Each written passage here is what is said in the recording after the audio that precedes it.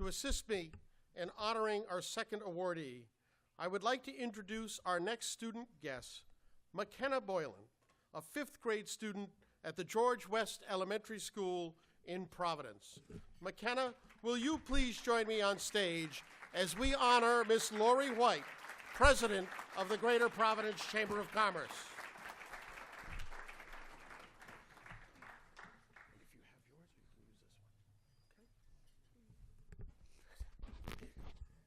Thank you, Mr. Kitchen. Hi, I'm MaKenna Boylan, and I'm a 5th grade student at George J. West. Mr. Miller and Miss White came to my classroom for JA Leaders Day and taught us about businesses and how to build a good business. Ms. White told us that we need to start with a good idea, and if you want to create something that someone has already thought of, you can ask that person if you could join their business or if they want to join yours. We also learned that there are different kinds of employees you might need for your business, and that if you don't make a big profit and have too many employees, you may not be able to pay them their salary.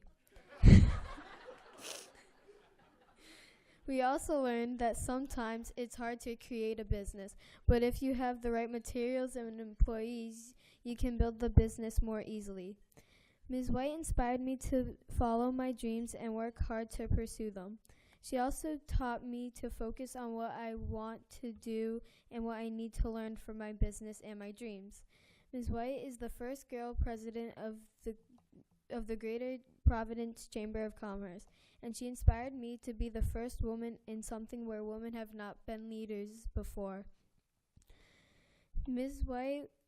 Thank you, Ms. White, for teaching me so many things about businesses. I learned a lot when you came into my classroom.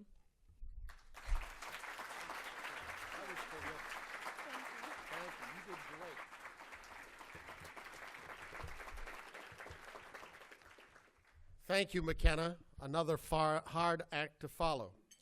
Laurie, will you please join us on stage?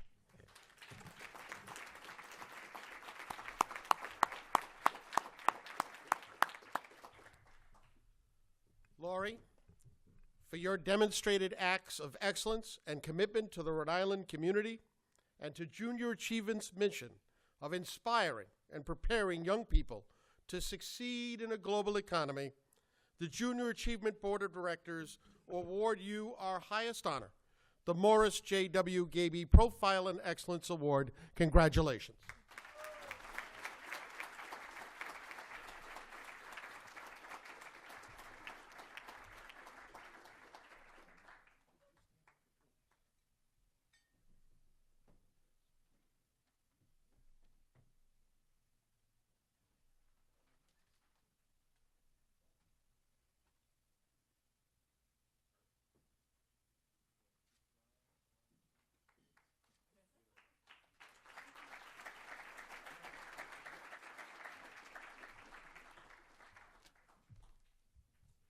Thank you very much, MaKenna. That was very, very beautiful. And she was an extremely alert student. She was sitting right in the front row. She was paying attention. She was answering every single question, right, Jamison?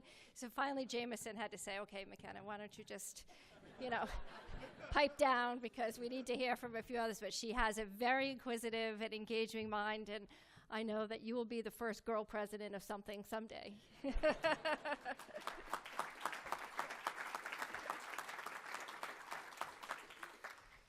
So first, I want to say congratulations to my fellow honorees tonight, and I look forward to hearing your stories as well. And it's really a privilege to receive this award that's named on behalf of the Gaby family, Morris Gaby, and to listen to Dana and his story is very remarkable. So it's quite the honor to be associated with that family. I do accept this award on behalf of all of us at the Greater Providence Chamber of Commerce, and our team of girls is back there, and along with my husband, Jim. So I want to thank the entire chamber team for being supportive, and it's all of us that are doing the work that we do day in and day out. So I do accept it on behalf of them, and Janet Raymond in particular. Now, Janet is our senior VP for economic development, and she in particular first introduced me to JA and trained me on how to teach business to 6-year-olds. And yes, the knowledge economy, the innovation economy to first graders, I wondered how that was going to work, but it did work, and Janet has been really, really supportive of JA. She's very committed, passionate about the mission, so ambassadors like her bring others in, and I want to thank Janet for her tireless work not only at the Chamber, but on behalf of the community.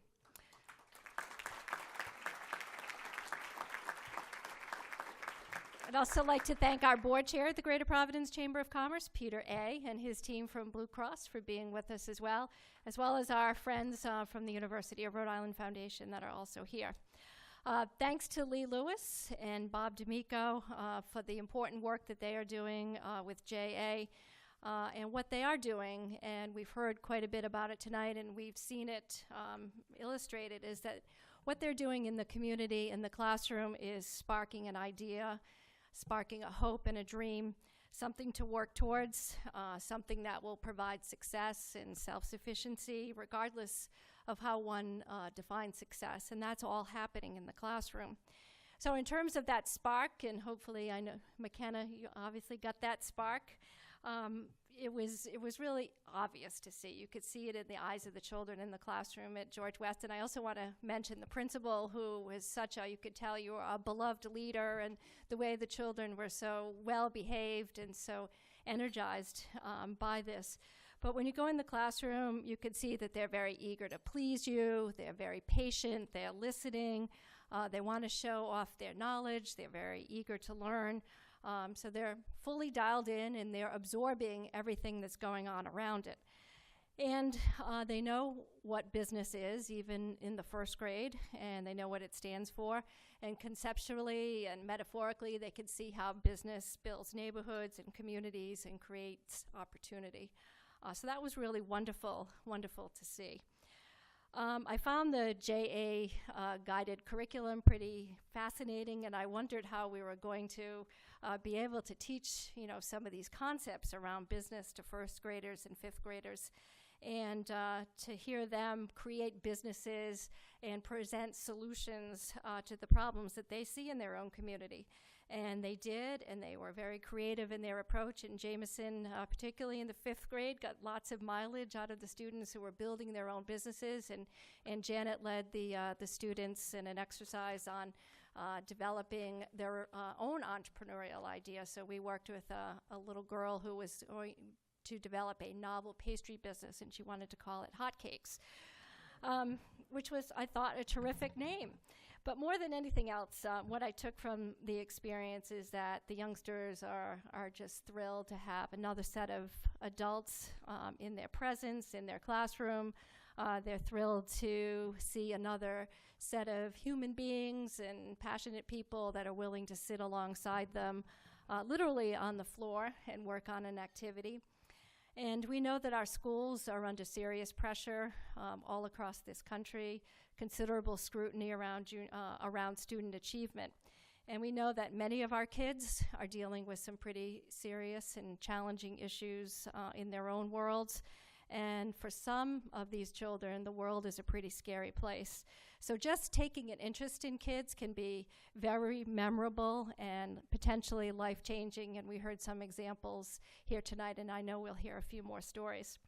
So in wrapping up, Janet and I were on a business trip last weekend. We went to Chicago to check out an interesting workforce development program, and we were in the Chicago airport waiting for the plane, and I meandered into the bookstore looking for something to read on the flight back, and inexplicably I got drawn to a book written by the journalist Andrea Tornielli. And it was a book presenting a one-on-one conversation with a global figure. So it was a series of verbatims. And this global figure is a humanitarian named Jorge Mario Bergoglio, who was born in Buenos Aires on December 17th, 1936. And in assessing the tribulations of this world, Jorge remarks on the need to let oneself get involved and to get moved by circumstances. And he says, quote, "This kind of compassion is needed today to conquer the globalization of indifference." So you think about that, the globalization of indifference. And I read it aloud to my husband when I was reading it when I got home. I said, isn't that an interesting concept? Jorge Mario Bergoglio, also known as Pope Francis, and the Pope concludes this passage in the book by assuring us that there is no shortage of opportunities and circumstances to lend a little compassion. So in many ways, this is what JA represents, and I was thrilled to be given an opportunity to see just what that means in practice. So thank you to the whole team at JA. Thank you, MaKenna. And it was a pleasure to join you tonight.